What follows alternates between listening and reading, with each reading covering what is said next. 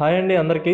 మన ఫ్రెండ్స్ గ్యాంగ్లో కానీ లేదా ఆఫీస్లో కానీ ఎప్పుడూ ఒకరు ఉంటారు. ఎలాంటి వాళ్ళు అంటే మనం ఏదైనా మాట్లాడుతుంటే మధ్యలో దూరి అది అలా కాదురా ఎలా అనాలి, నువ్వు స్పెల్లింగ్ తప్పు చెప్పావు, లేదా కామా అక్కడ కాదు ఎక్కడ పెట్టాలి అని చిన్న చిన్న విషయాల్లో తప్పులు వెతుకుతుంటారనమాట.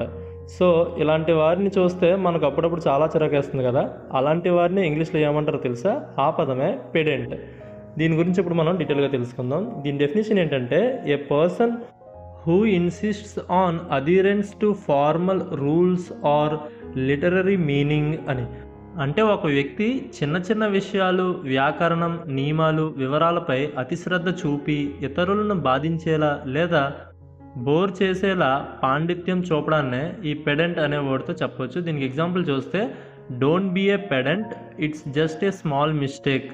అంటే అతి పాండిత్యం చూపకు, అది చిన్న తప్పు మాత్రమే అని.